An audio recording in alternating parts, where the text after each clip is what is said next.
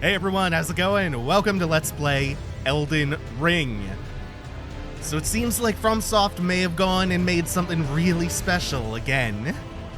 What a studio. My early experiences with this so far have been like, what if Breath of the Wild, but it was made for me?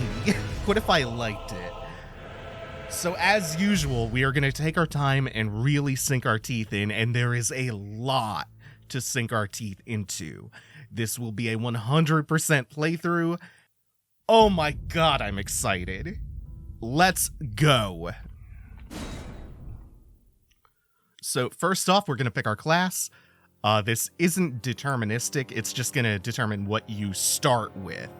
And I think there's a good spread here. The Wretch is the lowest level, starts with basically nothing. It's kind of a challenge character. The Confessor starts with a really good shield, plus it's a hybrid faith spellcasting melee build. The Samurai starts with a really good melee weapon in the Uchigatana, and it also has a bow. The Prophet is a spellcaster, as is the Astrologer. The Bandit has a good shield for parrying, a quick weapon, and a bow. The Hero and the Warrior aren't too special aside from the Warrior dual wielding, and the Vagabond starts with high vigor and another good shield. For this playthrough, we're going to be starting off as the Prisoner because from the get-go, he has access to an S-stock and a little bit of sorcery, and I do want to play with the magic in this playthrough a bit because I've seen some of the spells and they look really cool. And we're going to be playing as Harry from Disco Elysium.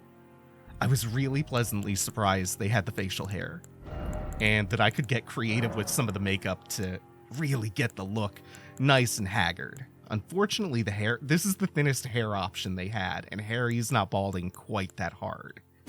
If there was like a slider that let you thin this out, it would be perfect. All right, so let's pick our starting gift and name him. The Crimson Amber Medallion is just an equipable that will passively raise your max HP by an almost insignificant, an almost unnoticeable margin. The Lands Between rune, first off, runes are your new currency / experience, like souls or blood echoes, so that's worth 3,000 runes, which is like 5-ish levels at the start. We're going to be picking the Golden Seed, because it gives you extra charges on your restorative flasks. Fanged Imp Ashes are summons tied to a system we'll see before the episode's end. Cracked Pots are for crafting and storing some consumables you can make, or thrown items like fire pots you make. Stone Sword keys are like Pharos Lockstones in DS2. They're generic key items that unlock these imp statues we'll see in the beginning area. Bewitching Branches will turn enemies to your side, so they're like Shaman Bone Blades from Bloodborne. Boiled Prawns boost physical damage negation. Straightforward, you get 5 of them. And Shabriri's Woe, the crazed likeness of a noble whose eyes have been gouged out, attracts enemies' aggression.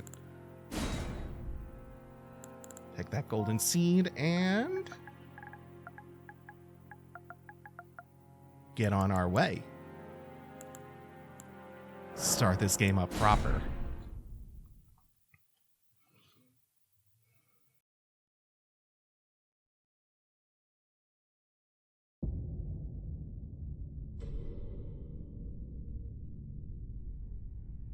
The fallen leaves tell a story.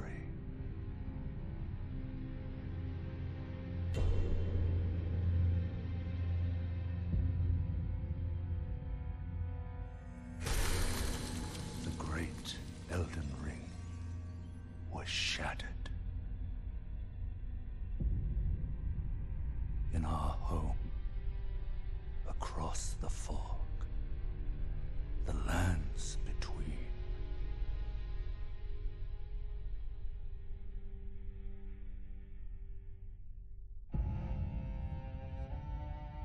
Now, Queen Marika the Eternal is nowhere to be found. And in the night of the Black Knives, Godwyn the Golden was first to perish. Soon, Marika's offspring, demigods all, claimed the shards of the Elden Ring.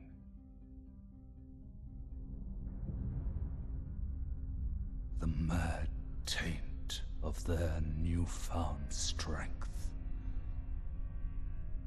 triggered the shattering.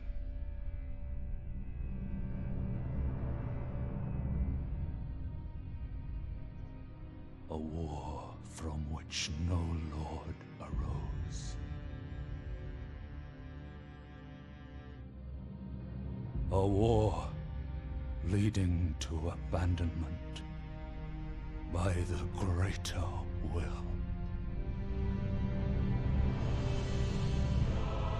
Oh, rise now, ye tarnished, ye dead who yet live. The call of long-lost grace speaks to us all.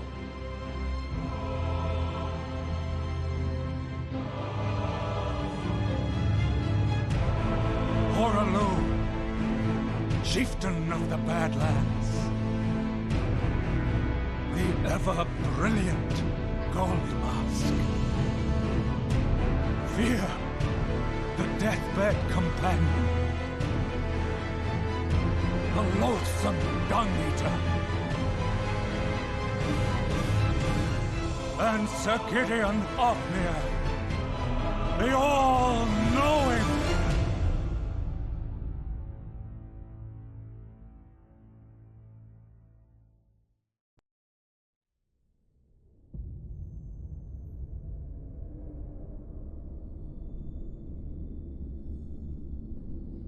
And one other, whom grace would again bless.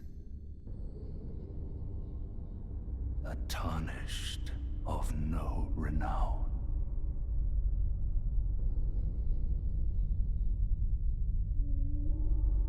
Cross the fog to the lands between. To stand before the Elden Ring and become the Elden Lord.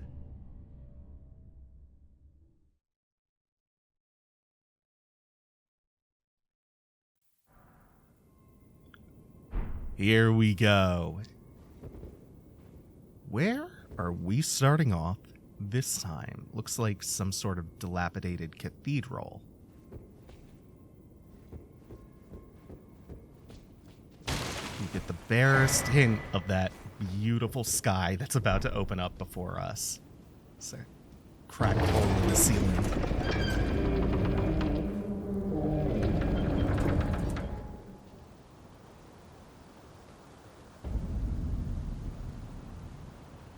That is the Erd Tree. It's going to be our most constant landmark and kind of our objective, getting to it. Now, aside from that, also of note are these two statues looking at each other.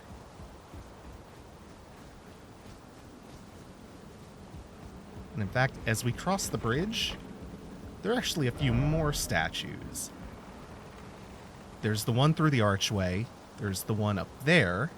Kind of looks like the eyes are glowing. There's a decapitated one and a non-decapitated one. And both of the big statues look like they have some kind of serpents coiling around them. And here's the tutorial boss. So I haven't practiced this.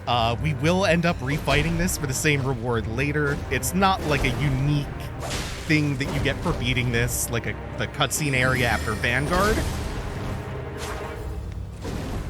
Like with Genichiro, this one's on the harder side of these opening bosses. The ones that are meant to kill you.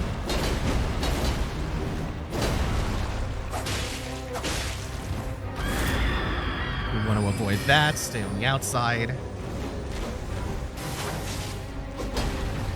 Yeah, I think the tier list goes like Genichiro, Scion, Vanguard, the Bloodborne Werewolf, Asylum Demon. Oh wait, we have to get Champion Gundyr, or Udix Gundyr in there. Ah, damn it. I thought the jump was coming. That was a good attempt. Good enough. We'll be back for revenge later.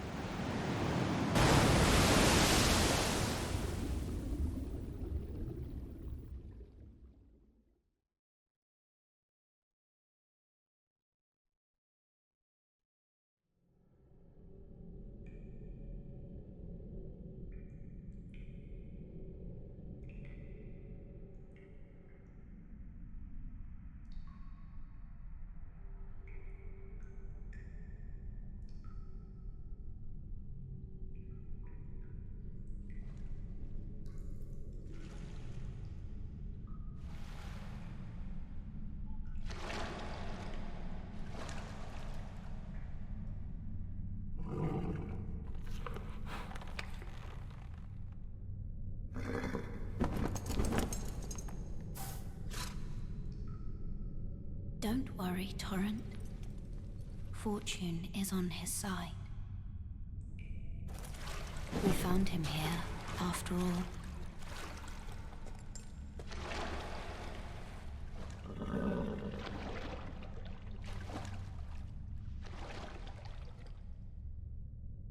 One of his kind is sure to seek the Elden Ring. Even if it does violate the Golden Order.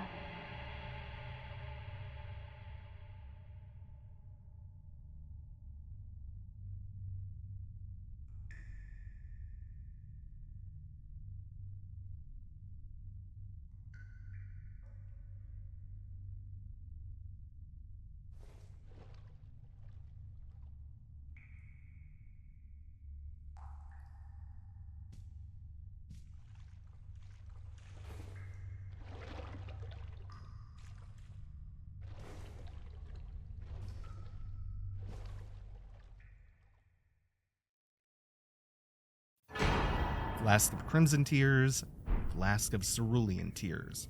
You know the color coding, red and blue, health flask, mana flask. Well, in this game it's focus points, but I mean it's a blue bar that governs your spell casting. It's a mana bar. Brave Tarnished, take the plunge into the pit of learning and remembrance in the pit. Recall the arts of war and your warrior's blood in the pit. So we're going to jump in the pit, mainly to get that item. What he's signposting to us is that in this area, we're going to learn the basics of the game. This is our little tutorial tunnel. This is the tutorial cave. And the first thing that we're going to learn about, aside from using items with Square, are Sites of Grace, which are our new bonfires. We'll rest here to respawn enemies and recharge our flasks and get our health back. And do some other stuff we'll see later. By the way, I'm going to be using a lot of terms interchangeably, like bonfire and grace, or souls and runes, because some of that's too deeply rooted in my lexicon. So, we have R1 for our basic attacks. There are quick attacks, your bread and butter. But also, note, running around, rolling, attacking out of combat doesn't deplete stamina anymore. That's great. So we also have R2s, which you can charge up. They're slower, heavier attacks. When you two-hand the weapon, L1 will block, L2 will use the equipped weapon skill, which for the S-stock defaults to Impaling Thrust. Then once you pull the staff back out, L1 will cast spells. Or if you have a shield in your left hand, L1 will block with it, and L2 will usually parry. Or you could set it so you can use your equipped weapon skill instead. Now there's one more cool little thing that's brand new, and it's these guard counters. As soon as you block a hit, you can hit R2 for a guard counter. They do a lot of posture damage. Whoops, that was too slow. Or I mean, the attack was too slow for me. There's a hell of a delay on it. But yeah, just make sure you're using them wisely, because if an enemy is a 3-hit combo and you guard counter the first hit, you're leaving yourself open to get hit. Materials like the Roa fruit. These are for the game's crafting system, which I have no experience with. I have not used it yet. We'll see how that goes at some point in this playthrough. Oh, by the way, they changed the input to two-hand your weapon again. It's now triangle plus one of the shoulder buttons. L1, triangle plus L1 will two-hand whatever's in your left hand, so that's why I was two-handing the staff. And then triangle plus R1 for your right hand. Also note, if you hit an enemy enough times, especially if they're blocking, you can do to them what they can do to you, breaking your guard and your posture, opening themselves up for a critical attack. And jumping R2s especially, I've found, are really good at that. Jumping attacks in general seem to be really good. I have had a lot of success with them. Especially once we get to the horse combat. Cannot wait. So on top of like the R1 and R2 being your bread and butter, just standing, rolling, running, and jumping all act as modifiers. They all have their own unique R1 and R2 attacks.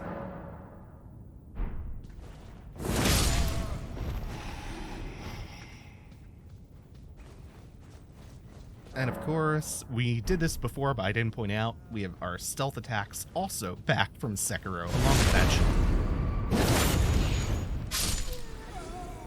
And you can use Cover of Darkness, Cover of Brush, both to your advantage.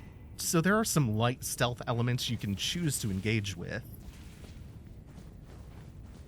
And then last, there is this dude with a huge health pool put here to demonstrate what it looks like when you break an enemy's posture. If I had followed up with an R1, I would have gotten a critical attack from the front. Upon dying, you'll be revived at the last site of grace that you visited. However, if there's a stake of Marika near where you died, you can choose to be revived there instead. So these act as kind of checkpoints to save you the hassle of running back to certain difficult encounters if there is a bonfire far away. We're not going to guard counter him. He's pathetic. We don't even need to wait for him to attack. Plus, we already did a guard counter. We know that mechanic. We're good. We got this. So now that we've vanquished this incredibly threatening boss who gave us almost as much trouble as the grafted scion, we can claim our prize, which is not an item, it's an emote. I said 100%, damn it, and I meant it. God, that is going to be a gargantuan undertaking. There is so much of this game. It's all iceberg all the time. You think you've discovered the full scope of the iceberg, and then that's still just the tip. So over here we have this imp statue. I was talking about these earlier with the stone sword keys. There are statues like this strewn all over the place. If you have a stone sword key, you can expend it in them. They're consumable, but they'll unlock something cool. In this case, it's a giant troll because what it unlocks is a short, deadly path that leads to an incredibly hard boss for this point in the game. I love it. It's great. It's such a troll thing. And as for multiplayer, the password system makes a return, so you can choose who you're matching with. And they've added, they've made most of it accessible through its own dedicated menu. So they're learning. They're getting there. Another couple of games, another couple decades, and we will have like real co-op. It's It's still kind of obtuse. It's getting better. Oh, hell yeah. Welcome to our starting zone, Limgrave. And that is Castle Stormvale over on the cliff. It's going to be our first major destination. But do not make the mistake of thinking that anything that you're seeing is like an outer extremity of the map. Remember, icebergs.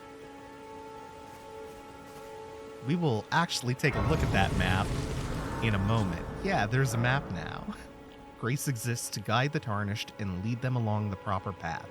Even now, some sites of grace retain that power. Their golden rays will guide you along your way. So let's check the map out. You can place beacons. They'll actually show up as bright blue columns of light in the world and on your compass, which is also something new and unexpected for a From game. And you can fast travel immediately right off the bat to any site of grace you've visited.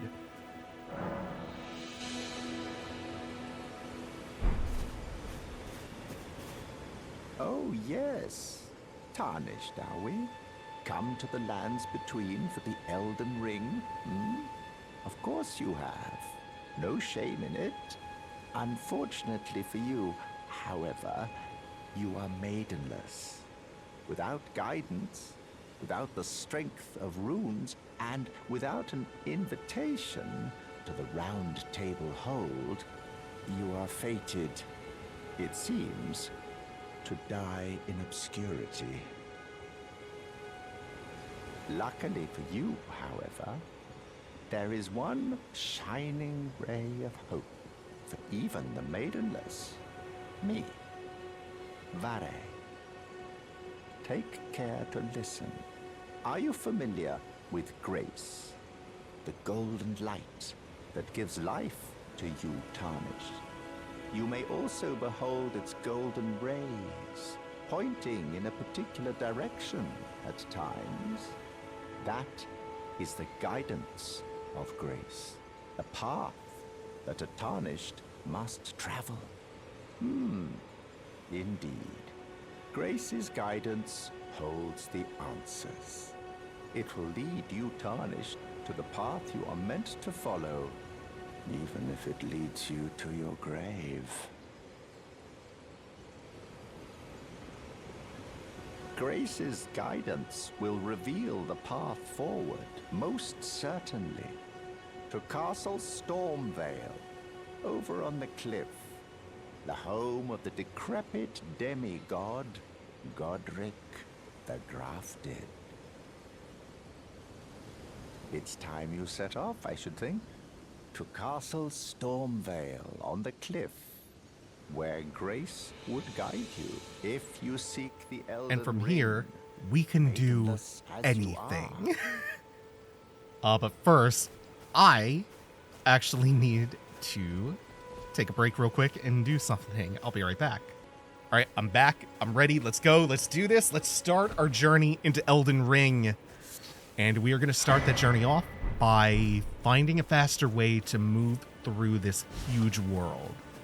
And to do that, we're going to get on the road that leads to Castle Stormvale, but we're not going to follow it all the way to the castle just yet. We just need to get there to unlock something.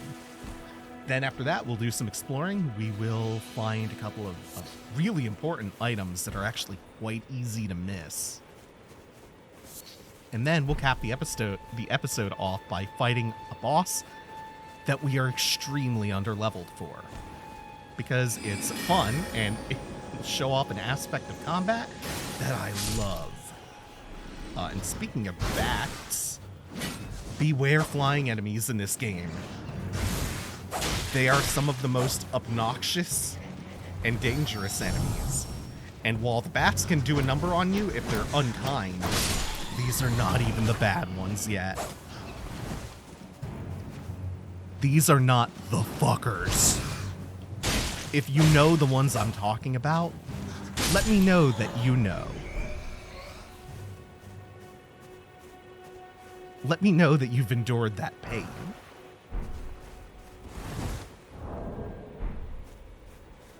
So just, oh, we're a little bit east of where we want to be.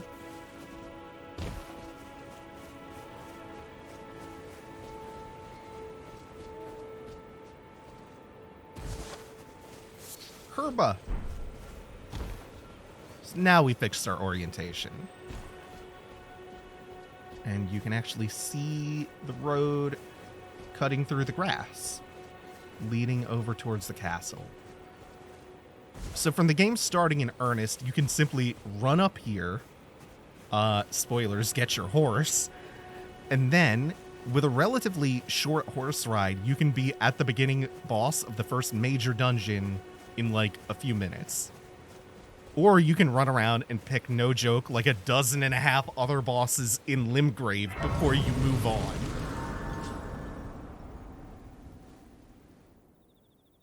But about that horse, I could really go for one right about now.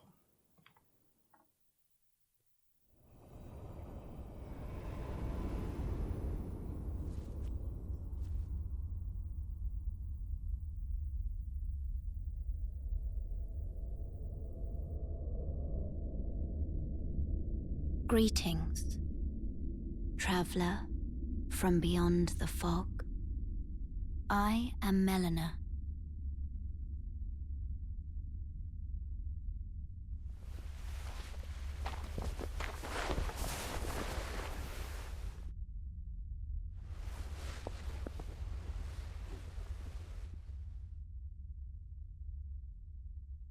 I offer you an accord.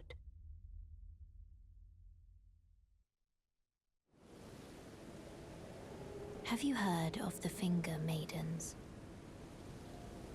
They serve the Two Fingers, offering guidance and aid to the Tarnished. But you, I am afraid, are maidenless. I can play the role of Maiden, turning runes into strength to aid you in your search for the Elden Ring. You need only take me with you to the foot of the Erd Tree. Then it's settled. Summon me by grace to turn runes into strength. Ah, another matter. I bequeath to you this ring. Use it to traverse great distances. It will summon a spectral steed named Torrent. Torrent has chosen you. Treat him with respect. All right, so now let's see what we can do while resting at a Divine Grace site. And that list of options is going to expand. It's going to balloon. But we can memorize new spells here. We only have the one. We can sort our chest. We can allocate flask charges, meaning we can change the ratio of mana to health flasks we're carrying around. I'm going to go with 3-to-1. And we can also add a charge to that flask because we started with the Golden Seed. We don't have a Sacred Tear yet, so we can't +1 the flask to make it heal for more. We can also pass time at the bonfire because there's now a day and night cycle, and we can finally level up. Share them with me. Your thoughts, your ambitions, the principles you would follow. Or maybe not. I don't have enough runes.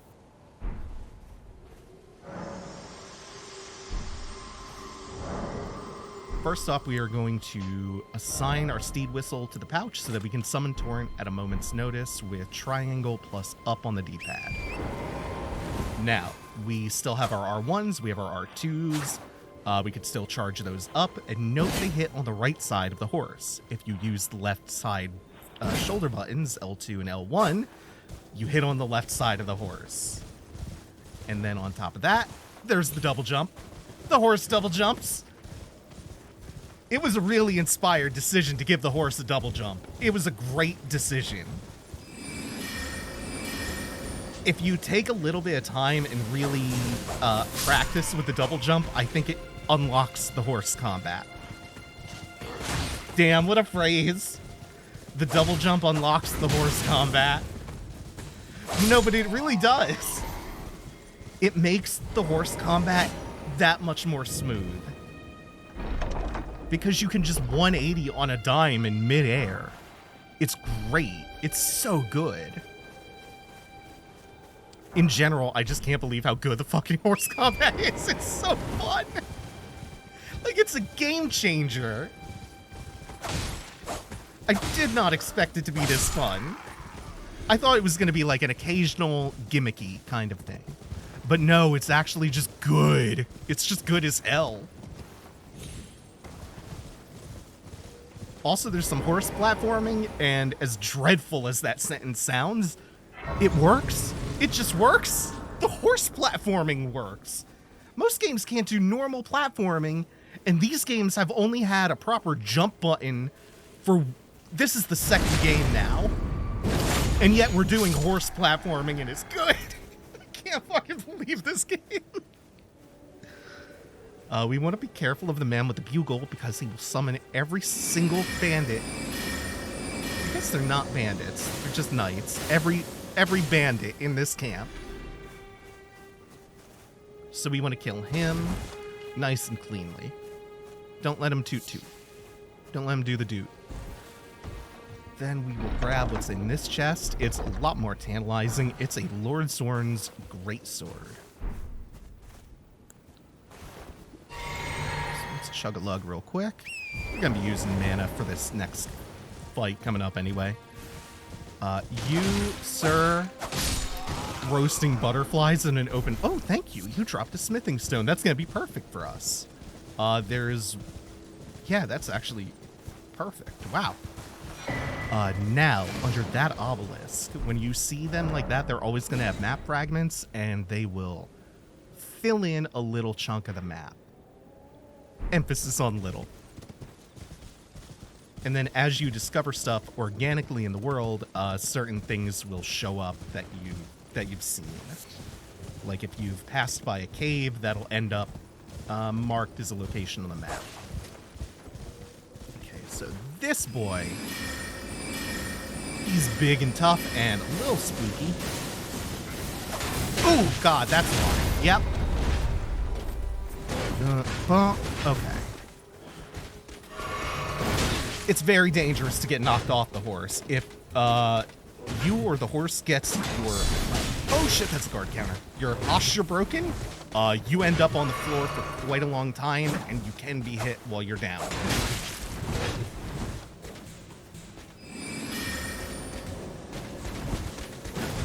And everyone here just happens to have some sturdiness to them and their shields. Which again, not ideal for the horse. Not ideal for a horse rider with an S-stock. Oh no. Oh, that kind of ate my input. The second time, anyway. The first was just me getting punished. But the really big danger's out of the way in this camp.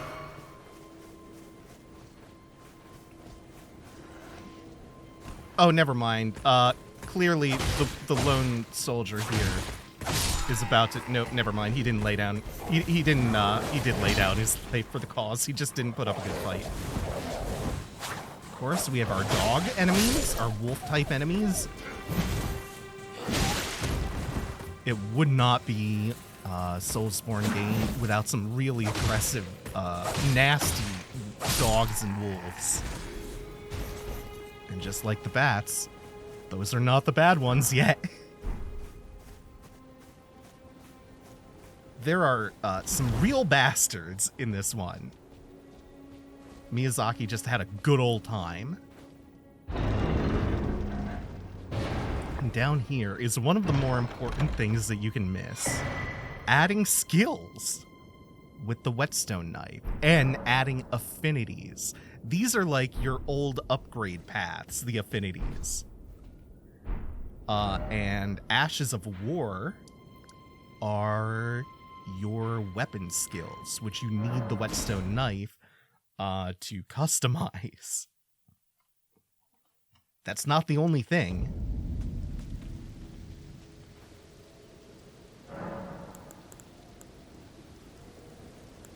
We'll save talking to Melina for a little bit. Let's just select the weapon or shield that we want to modify with Ashes of War. And then once you've selected that, you can equip whatever skills are compatible with that type of weapon. And then you can also pick the affinity, which is usually tied to like the type of skill it is. So in this case, we can we had the option of either keeping it a standard S stock or having it scale with both dex and strength evenly, which is typically known as quality scaling or quality affinity. Or a hybrid strength and dex build would be called a quality build. Now, with that out of the way and our first Ash of War equipped, that'll change our weapon skill from the Impaling Thrust to this neat Stomp we'll see eventually. Not for this upcoming fight, though. You've probably noticed that dude riding the horse. You could see him pretty clearly in the background patrolling the road when we were talking to Vare. We'll get to him in just a moment. We needed the horse first. That's why I went out of my way to get the horse. We can fight him standing, but wow, is it way more fun to fight him from horseback. And that rune drop, plus the one on the anvil, lets us +1 our weapon right away. Now we can talk to Santa. I can see it. And I can also see that you're not after my throat. Then why not purchase a little something? I am Kale, purveyor of fine goods. I am of a nomadic people, selling wares as I travel. The land has been tainted by madness since the shattering of the Elden Ring. It's only tarnished like yourself, who keep things from drying up entirely. Let's say you're a very welcome customer. You know, if you can spare the runes, you should buy yourself a crafting kit. A crafting kit allows you to make basic items on your own. Essential, really, if you intend to survive out here for any duration. The kit costs a bundle, and I admit I do take my cut.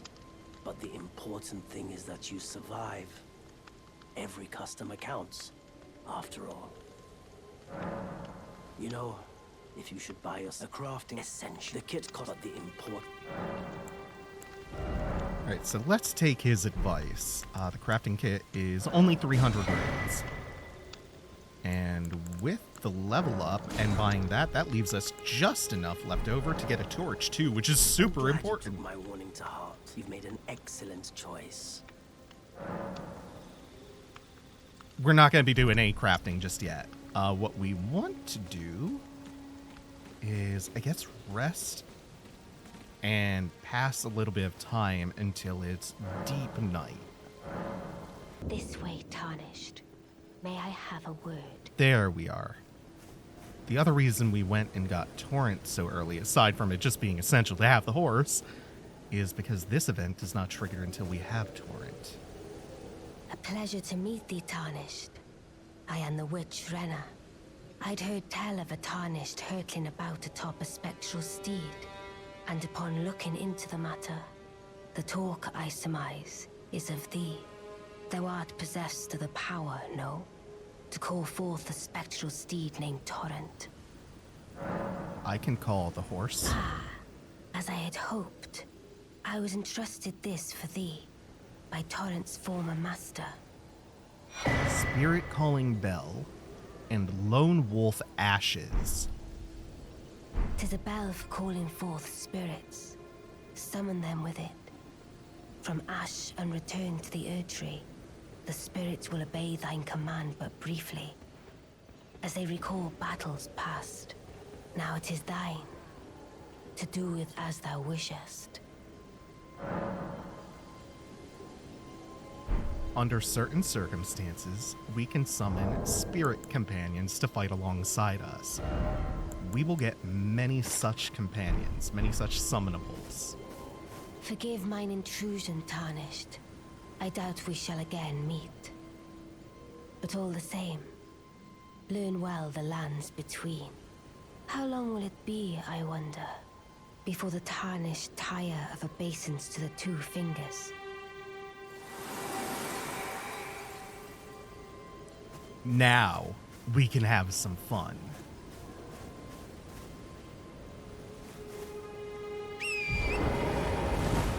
Remember that knight that's been patrolling around? Let's have a horse fight.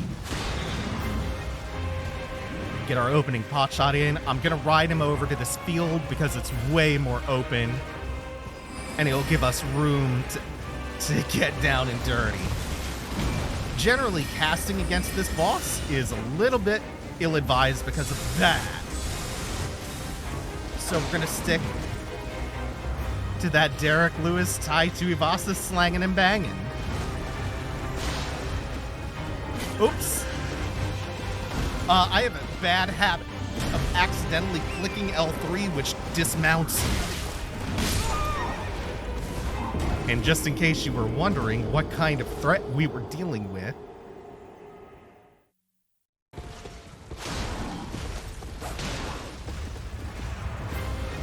always nice being able to start off chunking him down a little. Especially for as much hitting and running as we're going to have to do. We're going to have to hit him a few dozen times. He only needs to touch us once. Especially with, yeah, that's it. When you see him rear back like that and wind up, that's a one-shot. I mean, most of what he does is a one-shot, but that covers some real distance. It's dangerous. That's why I want to fight him in this open field. Ooh! Woo-hoo. He's trying to do some stuff today. But we're not gonna let him. We're not gonna. Oh god, I did it again. Fuck. That's really annoying, that input issue that I have. Like, it's totally a me problem, but it's a little safer to call Torrent back to us in that case because he wasn't at our side, so he can't, like, shoulder check us with a horse. Woo! That's what makes this fight so fun on horseback. The margins are just, they're so tight. You can actually roll through all of these attacks relatively easy just with the iframes of the dodge. But on horseback, you gotta stick and move. And you have to judge timing and how much distance you're covering too. It's really cool. Whoop! Oh! Ooh! Oh! Okay, we're good. He just clipped Torrent. Torrent has its own health bar. And if he dies, you have to resummon him with a charge from your flask. But we're good. We came a horse's ass from death, literally. This is a good time to summon the wolves. These will cost FP. You get to use them once per fight. And you can summon them whenever you see a purple tombstone icon above your items in the bottom left. I just had to wait for a good time to summon them because the animation takes a long time. So that was the best. They don't last too long, but sometimes they can do a lot of damage for you if you tank for them. Some summons will distract bosses long enough for you to get some real damage in. I think they did their job, though. They whittled them down a little bit. Gave me a chance to poke them a little.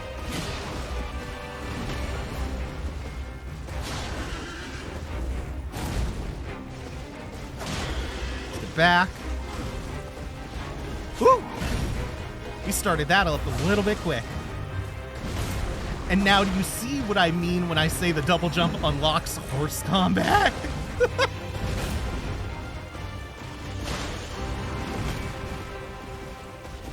Oh, nope, that's not... If I had attacked, I would have died. Okay, release. Woo! God, this is so fun.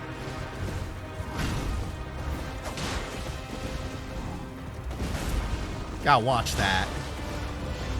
The hitbox is bigger than it looks. This is... Jesus. We gotta get down from here. This is a bad spot to be in. I'm gonna get caught up against the side of the cliff. Okay, this is good. Boom! How was about that? Can't gesture from horseback, damn it. Thank you all for watching. Make sure to like, comment, subscribe, ring the bell, all that good stuff. All the YouTube algorithm bullshit. Subscribe to me on Patreon. Support me there if you're able to. Other than that, thank you all for watching. Take it easy. Have a good one, y'all.